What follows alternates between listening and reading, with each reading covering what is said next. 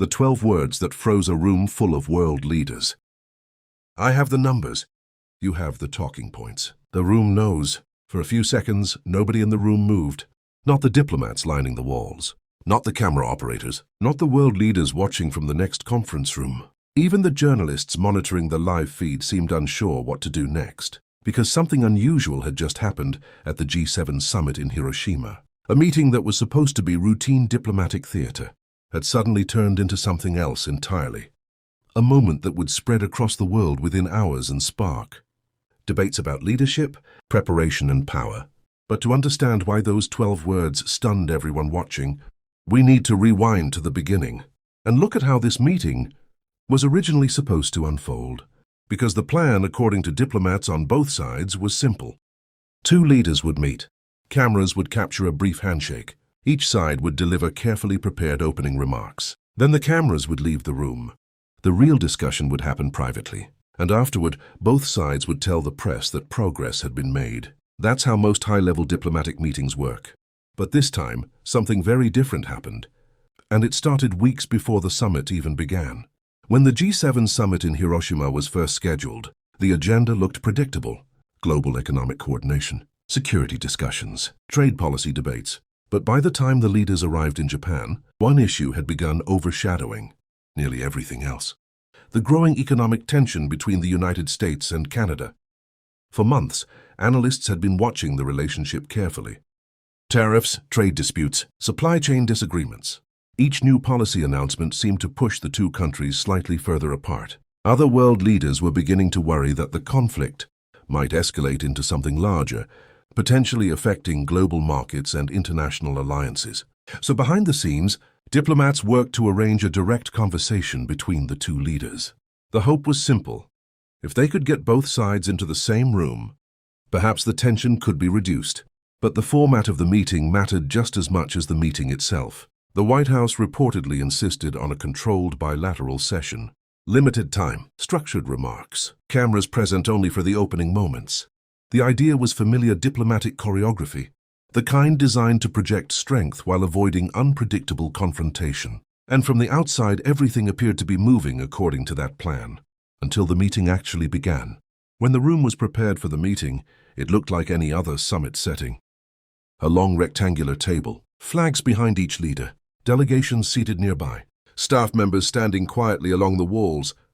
Camera crews were positioned at the far end of the room to capture the opening remarks before leaving. But one detail stood out to several observers almost immediately. In front of the Canadian Prime Minister was a thick, bound document. Later reports would estimate it at roughly 147 pages. It wasn't a typical briefing folder or a few sheets of talking points. It looked more like a full report. At first, most people in the room assumed it was simply background material. But as the meeting began, it quickly became clear that the document was actually the centerpiece of what was about to happen. When the American president entered the room, the atmosphere was formal but calm. These types of meetings usually begin with carefully crafted remarks designed for cameras, statements about cooperation, mentions of shared values, general optimism about future discussions. And that's exactly how the opening started.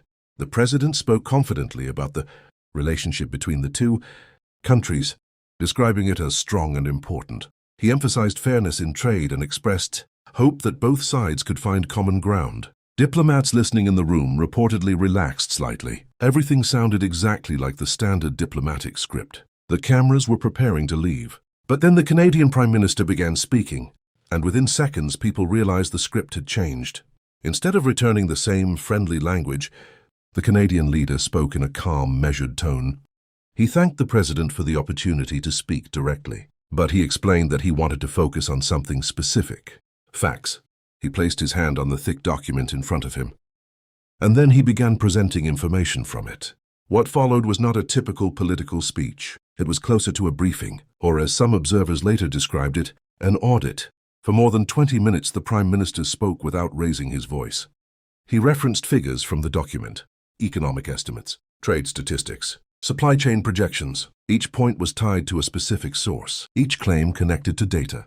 He described the economic effects of the trade dispute across multiple sectors: agriculture, manufacturing, shipping, and energy. Some of the numbers focused on the impact inside the United States. Others examined how Canadian industries had been affected. Importantly, he did not pretend that Canada had avoided economic damage. He acknowledged losses openly. Industries disrupted, jobs affected, communities facing uncertainty. But he also described how Canada had adapted. New trade partnerships, expanded markets, alternative supply routes. The presentation wasn't framed as an argument. It sounded more like a financial report, and that distinction turned out to matter more than anyone expected. About halfway through the presentation, the American president attempted to respond. He leaned forward, slightly, and began questioning some of the figures being presented. According to reports, he suggested that the numbers being cited might not reflect the full picture. Interruptions like that aren't unusual during high-level meetings. But what happened next was unusual. Instead of speaking over the interruption or immediately defending his data, the Prime Minister simply stopped talking. He set his pen down and waited. For a few seconds, the room fell silent. The interruption lost momentum, and then calmly he delivered the line that would later be quoted around the world. "I have the numbers. You have the talking points." The room knows the silence. Several journalists later described the pause that followed as one of the most uncomfortable moments they had ever seen in a diplomatic setting, because the line wasn't shouted. It wasn't aggressive. It was delivered quietly, almost like an observation rather than an accusation. But everyone understood the implication. One leader had arrived with a prepared presentation backed by extensive documentation. The other had arrived with traditional political messaging. And suddenly the contrast between those two approaches had become the focus of the entire room. After that moment, the presentation continued. But the atmosphere had changed. In the final portion of the briefing, the Prime Minister moved beyond short-term economic impacts and focused on long-term consequences. He described how trade disruptions can reshape global supply chains, how markets adapt when stability disappears, how allies sometimes build new partnerships when uncertainty grows. These were not accusations directed at any one country. They were framed as structural realities of the global economy. He also outlined potential steps toward resolving the conflict. Technical proposals, gradual policy adjustments, opportunities for cooperation. When he finished speaking, he closed the document. The sound of the binder shutting was clearly audible on the broadcast feed. And once again, the room went quiet. Eventually, the president offered a brief response. He acknowledged that there were many factors involved and said discussions would continue. But compared with the confident tone of his opening remarks, the response sounded noticeably more restrained. The meeting concluded shortly afterward, and then something unexpected happened outside the room. Normally, major diplomatic encounters are followed almost immediately by official statements, press releases, social media posts, short summaries for journalists. But in this case, hours passed without any formal response from the White House. Political analysts quickly noticed the delay. News outlets began discussing it. Commentators speculated about what might be happening behind the scenes. Nearly 14 hours later, a short statement was finally released, describing the meeting as productive and noting that discussions would continue. But the statement did not address the detailed presentation that had taken place. And by that time, the moment everyone was talking about was already spreading across the internet. Within a day, one photograph from the meeting appeared on the front pages of newspapers around the world. It showed the Canadian leader leaning slightly forward with the open document in front of him. Across the table, the American president sat listening. The image quickly circulated online. Video clips of the exchange followed soon after. Millions of people watched the moment when the presentation paused and the now famous sentence was delivered. And that's when a broader conversation began, not just about trade policy, but about preparation.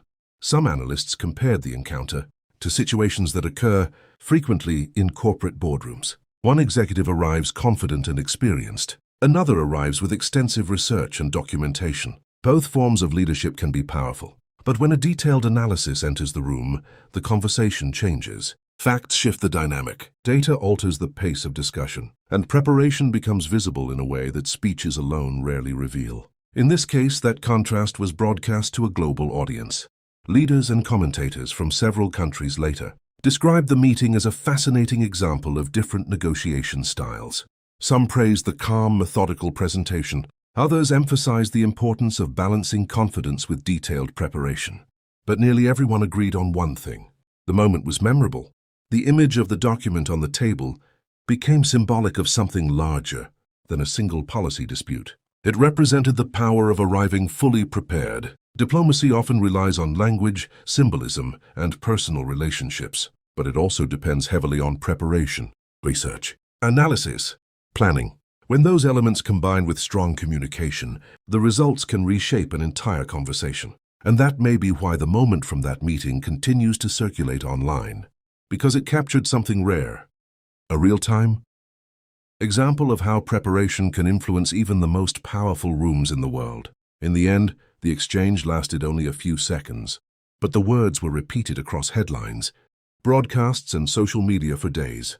Not because they were loud, not because they were dramatic, but because they revealed something simple. In high-stakes conversations, confidence can open the door, but preparation often determines what happens next. And sometimes, all it takes is one sentence for everyone in the room to realize the difference. I have the numbers. You have the talking points. The room knows.